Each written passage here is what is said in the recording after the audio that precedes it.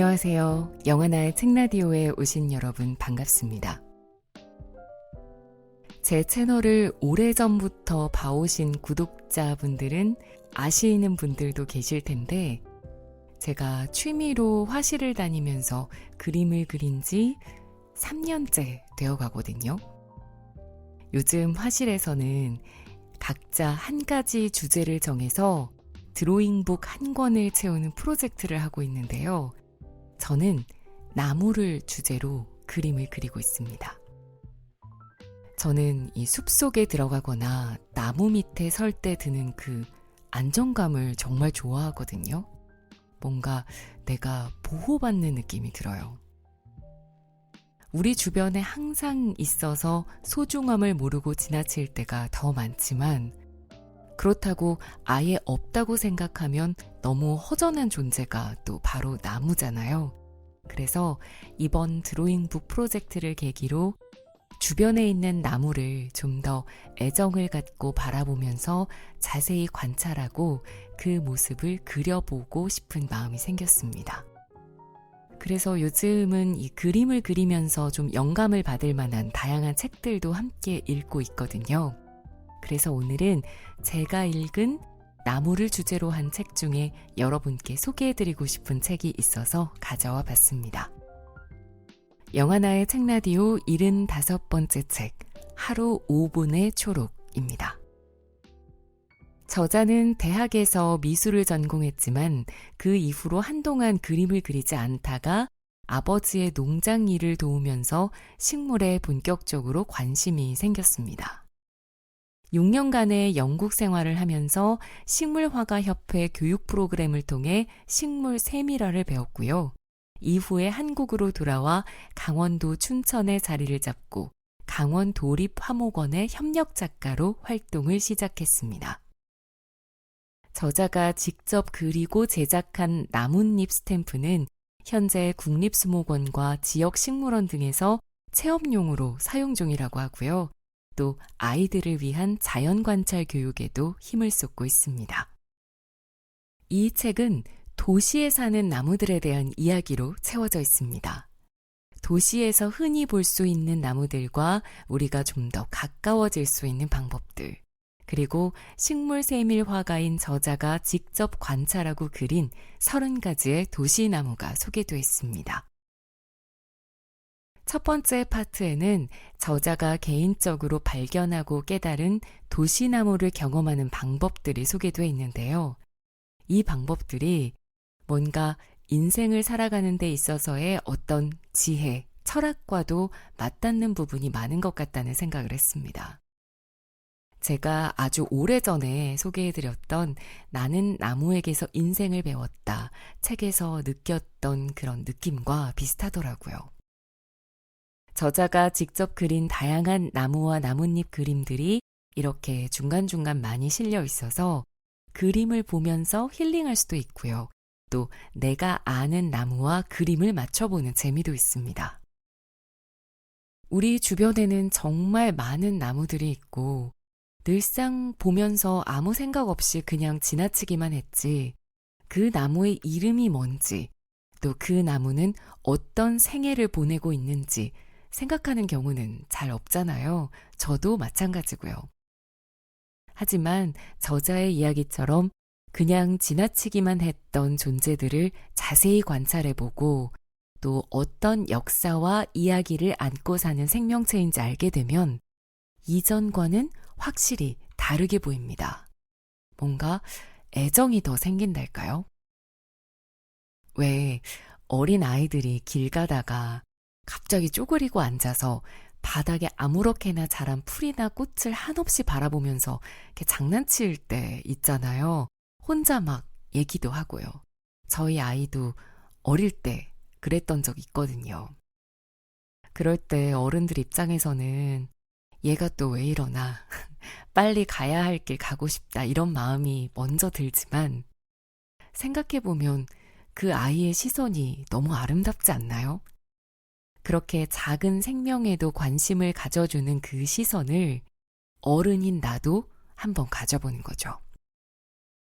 저도 그림을 그리기 전까지는 이런 관찰이 일상을 풍부하게 만들어준다는 게 어떤 의미인지 잘 몰랐거든요. 그런데 정말 이 책 제목처럼 딱 하루 5분 동안만이라도 초록을 온전히 눈에 담아본다면 그날 하루가 조금은 달라질 수 있다는 걸 우리 구독자 여러분께서도 느껴보셨으면 하는 마음입니다. 그러면 이 무더운 여름도 조금은 더 아름답게 느껴지실 겁니다. 제가 오늘 낭독하는 페이지에 실려있는 작가의 그림들은 직접 제가 사진을 찍어서 또 영상에 담았으니까요. 오늘은 낭독과 함께 영상을 봐주셔도 좋을 것 같습니다. 자, 그럼 지금부터 함께 들어보시죠. 여러분 곁에는 어떤 나무와 풀들이 함께 살아가고 있나요? 어떤 색의 꽃이 피고 어떤 모양의 열매가 달리며 어떤 빛깔로 잎이 물들어가는지 가만히 바라본 적이 있나요? 버스 정류장 주변, 매일 지나치는 아파트 입구의 화단, 점심시간 후 산책길에서 만나는 일상의 자연을 여러분은 얼마나 즐기고 있나요? 도시에는 생각보다 많은 나무와 풀이 우리와 함께 살아가고 있어요. 도로변의 큰 교목과 도심공원의 작은 꽃나무들, 화단을 이루는 단연초 꽃들과 길모퉁이 틈새에 피는 이름 모를 들풀까지. 주의를 기울여 살펴보면 놀라울 정도로 다양한 식물이 우리 곁에 있답니다. 같은 공간에 살아가면서도 이들을 쳐다보지 못했던 건 도시의 속도가 또 우리 삶의 속도가 너무 빠르기 때문이 아닐까요? 내 주변의 자연과 만나기 위한 첫 번째 단추. 그것은 도시의 속도에 길들여진 나의 속도를 늦추고 잠시나마 멈춰서는 거예요. 누군가를 만난다는 것은 짧게라도 시간을 가지고 서로 바라보고 대화를 나누는 일이죠. 스쳐 지난 순간을 만남이라고 하지는 않아요. 자연과도 마찬가지예요. 잠시나마 걸음을 멈추어 상태를 묻고 이해하고 바라보며 마음을 기울일 때 비로소 만나게 되고 관계를 맺을 수 있죠. 주변에 있는 나무와 짧은 만남을 시작해 보세요. 언젠가 봄꽃이 인상적이었던 혹은 단풍 빛깔이 마음을 사로잡았던 나무여도 좋고 매일 다니는 길에 서 있는 자주 만나는 나무여도 좋아요. 만남의 시간은 10초면 돼요. 빠른 도시의 속도에서 잠시 벗어나 10초의 여유를 갖는다면 자연과의 만남을 경험할 수 있어요. 그렇게 매일 짧은 만남을 이어가며 조금씩 자연의 흐름 안으로 들어가 보세요. 이름은 몰라도 괜찮아요. 백과사전에서 본 지식도 잠깐 옆으로 밀어두세요. 그저 눈과 마음으로 느끼고 바라보세요. 우리에게 필요한 건 작은 호기심과 순수한 관심, 그리고 10초의 시간입니다.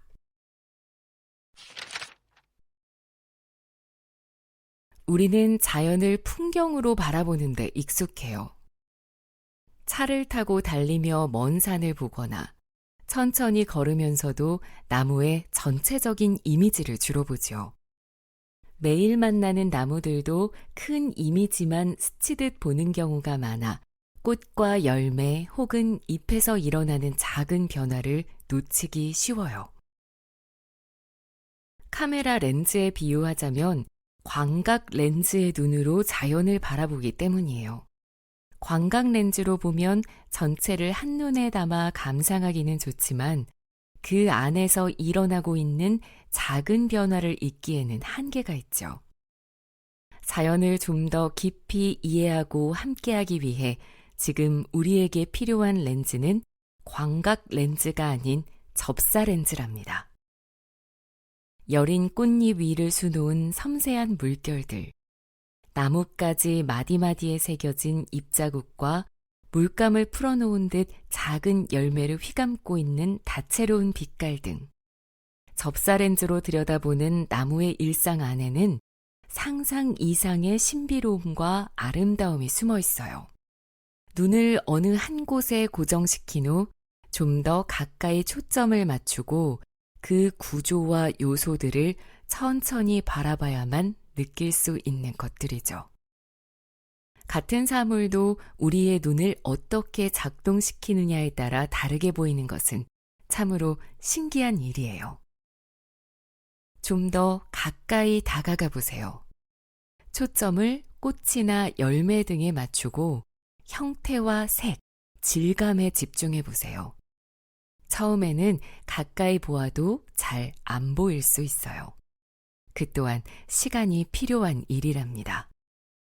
천천히 편안한 마음으로 내가 볼 수 있는 것에 집중하면 그것으로 충분해요.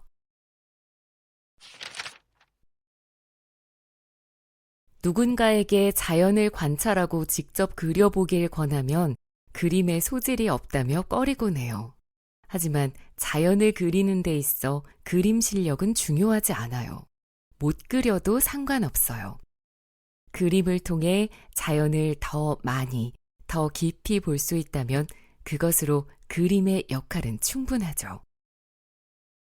작은 나뭇잎 하나를 그저 보기만 한다면 우리는 눈이 감지하는 만큼만 알게 돼요. 하지만 그림으로 그려보면 상황이 달라지죠. 그리기는 내가 본 것을 종이 위에 설명하는 것과 같아서 어느 한 부분이라도 정확히 보지 않으면 구현할 수가 없거든요. 제대로 설명하기 위해 보고 또 보다 보면 어느새 작은 나뭇잎의 모든 부분을 알게 되죠. 의도했든 그렇지 않았든 말이에요. 그렇게 그림을 그리기 위해 대상을 보고 또 보는 사이 관찰력이 놀라울 정도로 늘어난 걸 깨닫게 될 거예요. 나만의 작은 그림을 그려보세요. 작고 간단한 자연물부터 시작해보는 것이 좋아요.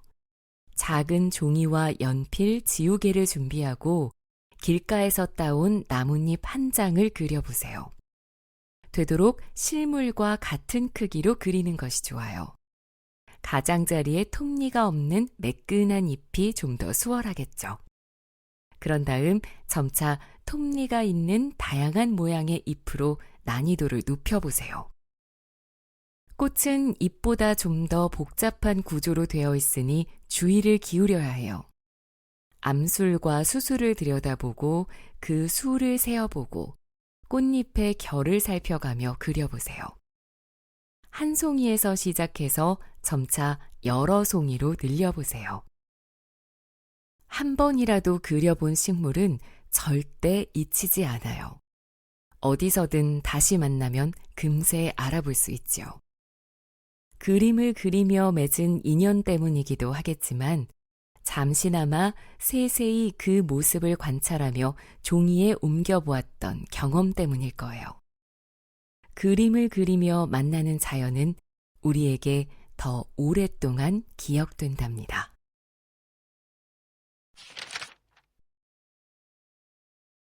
인공물로 가득한 도시는 셀 수 없이 많은 색으로 구성되어 있어요. 멋진 건물과 화려한 상점들, 반짝이는 자동차와 수많은 사람의 옷차림 등 이루 헤아릴 수 없을 만큼 다양한 색에 일상적으로 노출되다 보니 더는 어떤 색도 새로울 게 없는 듯해요. 가을날 나무가 보여주는 새빨간 단풍이 더 이상 놀랍지 않은 이유일 거예요. 하지만 색이 고착된 인공물을 바라보듯 나무를 바라본다면 우리는 많은 것을 놓치고 말아요. 초록잎이 붉게 변해가는 과정의 오묘한 움직임이라든지 어느 것 하나도 같지 않은 붉은 빛의 미묘한 차이를요. 살아있는 색을 경험해 보세요. 수채 물감이 종이의 결을 따라 퍼지듯 빨강과 초록이 작은 잎의 공간을 차지하려고 경쟁하듯 움직이는 모습은 나무가 살아있는 생명이기에 볼 수 있죠. 지금 내 발밑에 떨어진 작은 단풍잎 하나를 들어 그 안에 색을 바라보는 것으로 시작해 보세요. 아무것도 필요하지 않아요. 그저 눈이 감지하는 대로 색을 느끼면 돼요. 여름을 지나면서 나무 한 그루의 색이 조금씩 변화하는 과정을 지켜보세요. 그저 나무 앞을 지나치면서 한 번씩 바라보는 것으로 족하죠. 다만 나무를 바라보며 변하고 있니? 하고 물어보는 것이 중요해요. 그런 물음이 변화를 알아차리도록 도와주거든요. 나무가 초록빛 위에 무언가 조금씩 다른 빛을 머금기 시작했다면 좀 더 가까이 다가가 보세요. 잎의 어디가 어떤 색으로 변하는지, 작은 나뭇잎 안에서 일어나는 변화에 좀 더 관심을 가져보세요. 나뭇잎 끝에서부터 퍼지는 색의 움직임은 완전히 변한 후에는 볼 수 없는 바로 지금의 모습이니까요. 자, 이제 단풍이 완연히 절정에 이르렀다면 그 절정의 빛을 마음껏 담아보세요. 살아있는 색이 가진 화려함 혹은 그윽함이란 지금 이 순간이 전부이자 곧 사라져버릴 불꽃 같은 존재랍니다.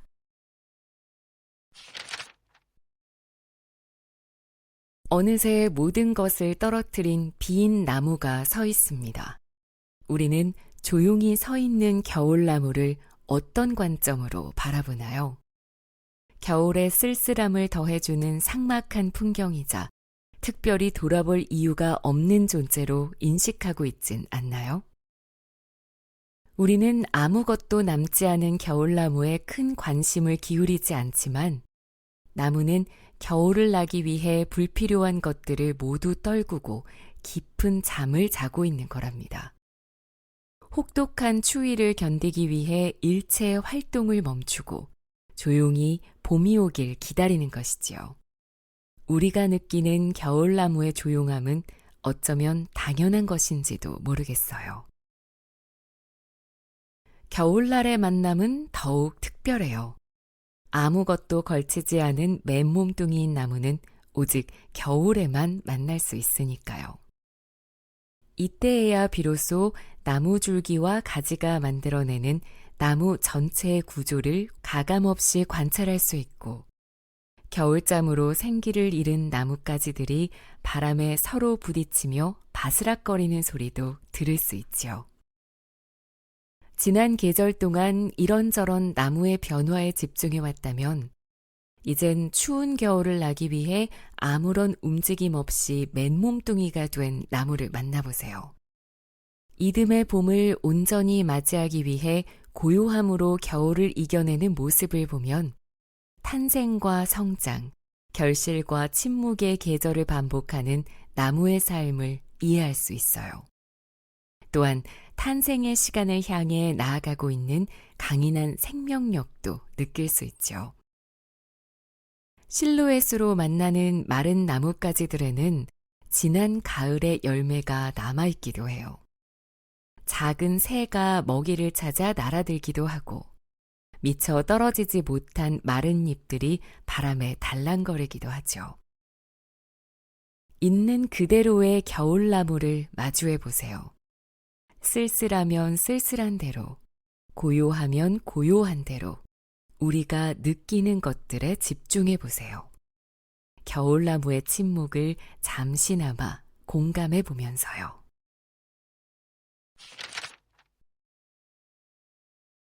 회양목은 우리 주변에서 어렵지 않게 만날 수 있는 정원수예요.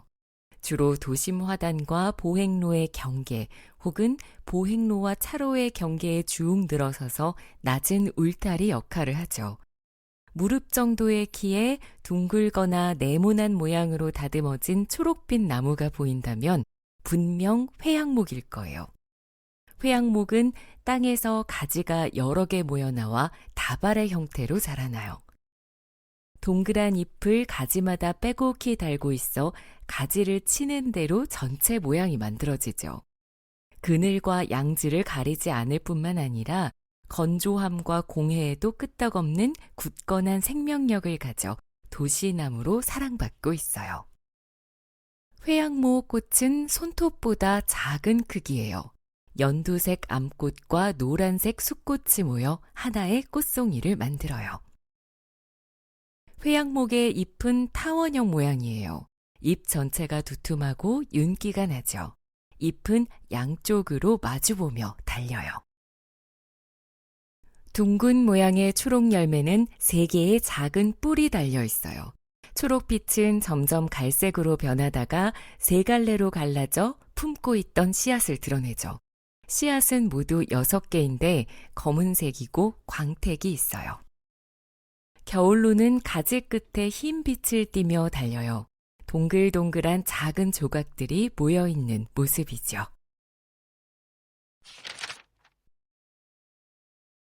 늦은 봄 눈이 내린 듯 온통 하얗게 뒤덮여 잎조차 보이지 않는 나무가 있어요. 부슬부슬한 흰 빛의 꽃잎들이 가득 매달린 나무, 바로 이팝나무입니다. 수형이 수려하고 꽃이 화사해서 가로수나 정원수로 사랑받는 나무죠.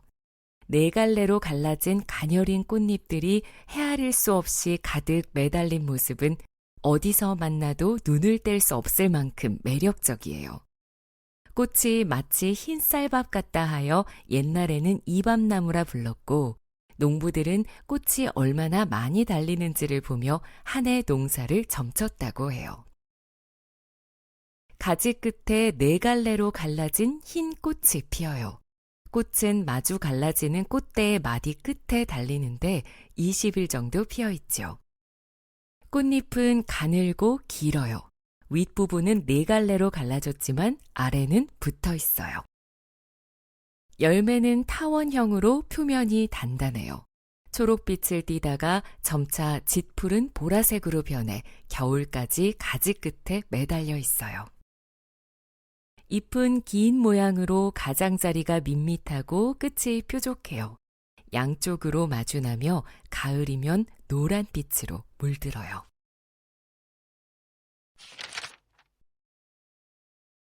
(5월에) 따스한 햇볕이 내리쬐는 날, 보랏빛 꽃송이가 주렁주렁 매달린 곳 아래에 앉아 봄 향기를 즐겨본 적이 있나요? 오래된 학교나 관공서, 동네 공원에 자리한 벤치 위로 시원한 그늘을 들이우는 나무가 바로 등입니다. 등은 버팀목을 휘감고 올라가는 덩굴나무로 흔히 벤치 주변에 버팀목을 세우고 줄기를 올려 나무 그늘을 만드는 데 이용돼요. 한여름 도심 속 무더위를 식혀주는 그늘 역할을 톡톡히 해주는 고마운 나무지요. 예로부터 줄기로 생활용품을 만들기도 하고 어린 잎은 나물로 먹기도 했어요. 뭐 하나 버릴 것 없이 쓰임이 좋은 나무랍니다. 나무 줄기 사이로 기다란 꽃대가 늘어져요. 긴 꽃대에는 보랏빛 작은 꽃들이 옹기종기 모여 달리는데 꽃은 위쪽부터 차례차례 피어나요. 위쪽 꽃잎 중심에는 노란색 무늬가 있고 아래쪽 꽃잎 안에는 암술과 수술이 들어있어요. 열매는 꼬투리로 맺히는데 꽃처럼 아래로 매달려 있어요. 표면은 짧고 부드러운 털로 덮여 있죠. 처음에는 연두빛이다가 익어가며 차츰 갈색으로 변해요. 열매가 완전히 익으면 쪼개지면서 그 안에 있는 씨가 나와요. 흑갈색 광택이 있는 씨앗은 납작하고 동그래요. 등 잎은 길고 끝이 뾰족해요. 가장자리가 주름져 있지요. 하나의 잎줄기에 잎이 보통 11장에서 19장까지 달리는데 양쪽으로 마주나요. 대부분의 봄꽃이 지고 나면 여름의 도시는 초록빛 일색이에요.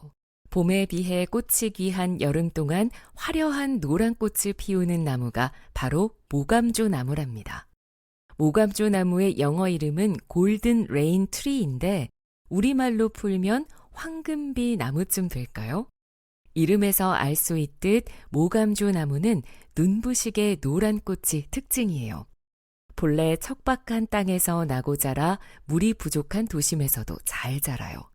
우리나라뿐 아니라 전 세계적으로 사랑받는 조경수랍니다. 모감주 나무 꽃은 나뭇가지 끝에 촘촘히 물이 지어 달려 나무 전체를 뒤덮어요. 꽃잎은 4장인데 모두 위쪽으로 달려 있어 아래쪽에는 마치 꽃잎이 떨어져 버린 것 같아요. 가운데에는 1개의 암술과 8개의 수술이 있어요. 열매는 꽈리처럼 생겼어요. 초록빛이다가 점차 익으면서 갈색이 돼요. 열매가 익어서 3갈래로 갈라지면 안에 있던 검고 단단한 씨앗이 밖으로 드러나요. 씨앗은 3갈래로 나뉜 칸마다 1개씩 모두 3개가 들어있어요. 검게 익은 씨앗은 무척 단단하고 광택이 나요. 하나의 잎은 7에서 많게는 15장의 작은 잎으로 이루어지는데 이 작은 잎들은 새의 깃털처럼 양쪽으로 마주나요. 잎은 가을에 노란 빛으로 물들어요. 숲속의 귀족 또는 숲의 여왕이라 불리는 나무가 있어요. 눈부시게 하얀 수피와 바람에 반짝이며 나부끼는 세모난 초록잎을 가진 나무, 바로 자작나무랍니다. 자작나무는 추운 겨울 숲을 좋아해서 주로 북쪽 지방에 분포하고 남쪽에서는 자라지 않아요. 우리가 만나는 자작나무는 스스로 자라는 게 아니라 모두 심은 것들이죠. 자작나무의 하얀 수피는 불이 잘 붙어 불쏘시개로 사용되곤 했는데 껍질이 타면서 자작자작하는 소리를 내어 자작나무라는 이름이 붙었다고 해요. 꽃은 잎과 함께 피어요. 자작나무는 암수 한 그루로 암꽃과 숫꽃이 한 나무에 피는데 눈에 띄게 길게 늘어진 연한 녹황색 이삭이 숫꽃이에요. 암꽃은 숫꽃보다 작아서 눈에 잘 띄지 않아요. 잎은 서로 어긋나게 2장씩 모여 달려요. 삼각형으로 끝은 뾰족하고 톱니가 불규칙하게 나 있어요. 이삭 모양의 암꽃은 열매로 변해가며 원통형이 돼요. 초록빛 통통한 열매는 늦여름을 지나면서 점차 갈색으로 변하는데 그 안에는 씨앗들이 켜켜이 포개어 있어요. 흰 수피는 종이장처럼 얇아서 손으로 벗기면 가로결로 벗겨져요. 껍질은 기름기가 많고 습기에 강해요.